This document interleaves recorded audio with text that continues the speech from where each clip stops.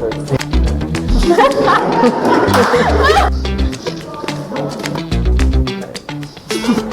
parlons du génie télécom, mais on n'oublie pas que vous êtes le président de ce club. Comme tous les autres départements, le génie de télécommunications bénéficie déjà des partenariats que l'école a avec les entreprises.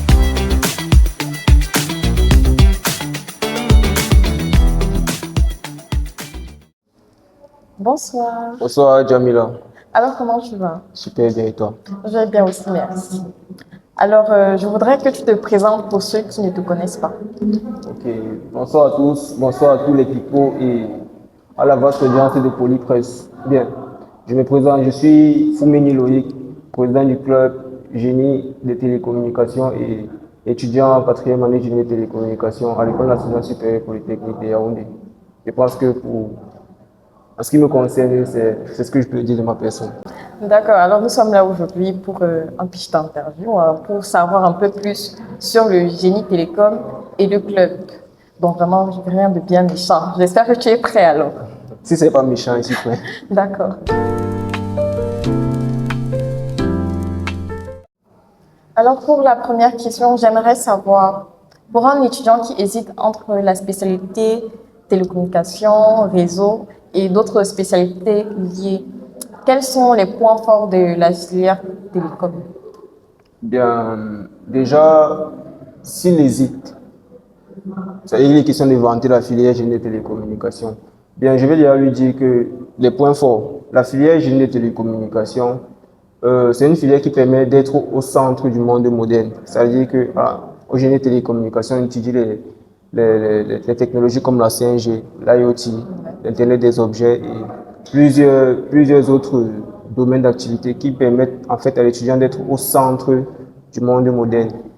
Bien, en plus, comme second point fort, en faisant la filière génie des télécommunications, il est possible de s'orienter vers d'autres domaines d'activité, comme par exemple la cybersécurité, comme par exemple le cloud, comme par exemple l'IoT. Donc, c'est en ça que ce sont les principaux points forts de la filière génie des télécommunications. En outre, il est aussi possible d'étudier des domaines comme la télécommunication, les antennes, les systèmes de réseau, la communication entre les objets à partir de la fibre optique. Donc, ce sont les principaux points forts de la filière génie des télécommunications. D'accord. Et alors, qu'en est-il des points faibles? Bien, en ce qui concerne les points faibles, il faut savoir que la filière génie des télécom, c'est une filière qui demande beaucoup de compétences de base. C'est-à-dire, quand je dis compétences de base, c'est qu'il faut être calé en mathématiques. Ouais. Donc, parce que là, on va parler de traitement des signaux, on va parler de beaucoup de notions mathématiques. Donc, il faut avoir une base solide en mathématiques. Également en physique, c'est une filière où on étudie beaucoup les ondes, on étudie beaucoup la transmission des ondes de radio. Mais il faut être calé aussi en physique. Le deuxième point faible, c'est que ça demande beaucoup de travail personnel. Quand on va parler de réseau, par exemple, il va falloir que tu fasses les labs. Et les labs, c'est ce que tu fais personnellement. Donc, c'est beaucoup de travail personnel.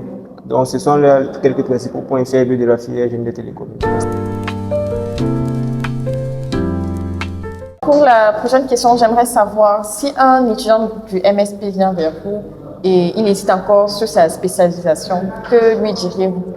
Donc, si j'ai un seul conseil à donner à un étudiant du MSP2 qui souhaite s'orienter, je lui dirais que s'il souhaite comprendre comment les objets communiquent entre eux, s'il souhaite comprendre comment Internet fonctionne, s'il souhaite comprendre comment le monde est interconnecté, qu'il vienne à la filière génie des télécommunications. D'accord.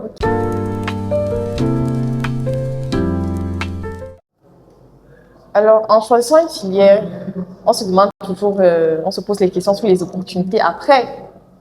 Alors, quels stages, alternances ou encore opportunités d'embauche reviennent le plus dans la filière du génie télécom?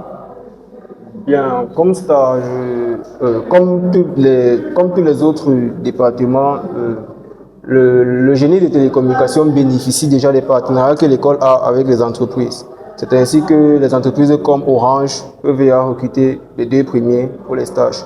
Mais toutefois, il y a les entreprises autres qui ne sont pas forcément en partenariat avec l'école, qui permettent aux étudiants de la filière génie des télécommunications d'obtenir des stages. Je parle ici des entreprises comme Huawei, qui d'ailleurs organisent de très belles compétitions et qui permettent aux meilleurs dans le domaine des réseaux, d'intégrer directement les stages. Nous avons aussi Cisco qui permet aussi d'obtenir des stages. Donc, c'est principalement ces grosses entreprises-là qui nous permettent de nous exercer directement à la sortie de la formation quand on sort du génie des télécommunications.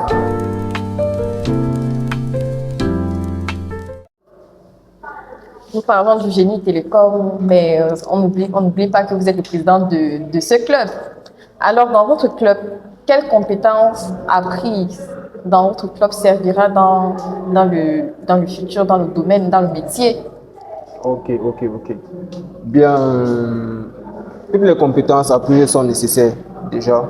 Mais si je dois dire qu'il y a une compétence, si je dois sélectionner une compétence spécifique qui aidera, je dirais que à l'école, déjà, globalement, on nous apprend à comprendre le fonctionnement et à pouvoir diagnostiquer les systèmes réseaux complexes. Donc, je dirais que la compétence à avoir, c'est la capacité à comprendre et à diagnostiquer les systèmes de réseaux complexes.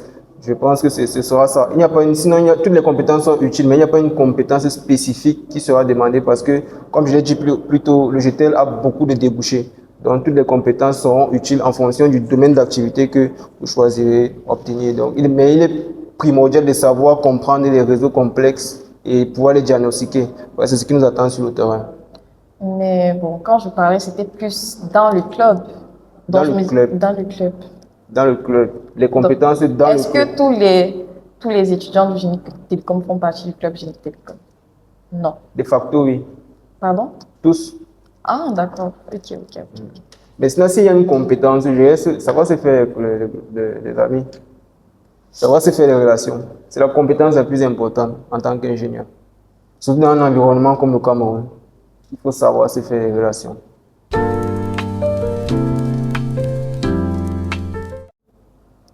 Alors, pour terminer, si vous deviez résumer l'esprit du club en une seule phrase, que tout étudiant retiendrait, quelle serait-elle? Je dirais en une seule phrase. Ouais. Je dirais, bon, d'abord, nous avons l'habitude de dire club GTL, oui. Mais s'il faut résumer le club GTL en une seule phrase, je dirais connecter les idées, les technologies et les personnes pour construire le monde numérique de demain.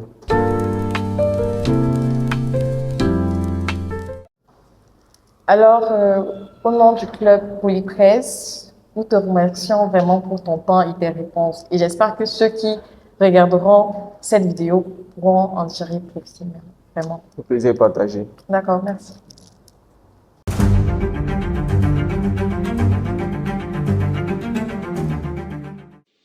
Décrivez-vous en 3 mots. Dynamique, sympa, relax. Caractère que tout le monde apprécie chez vous généralement. Dynamique. Votre plat préféré. Le héros. Êtes-vous célibataire et un cœur à prendre? Non. Quel est votre rituel du matin? Brosser les dents, me laver la figure et puis Meilleur club de foot? regarde le matin. Votre émotion dominante? La colère, Hobby principal? la guerre, les jeux de guerre. Terminé, que pouvez-vous dire aux étudiants qui nous regardent concernant le génie télécom? Le meilleur de tous les départements.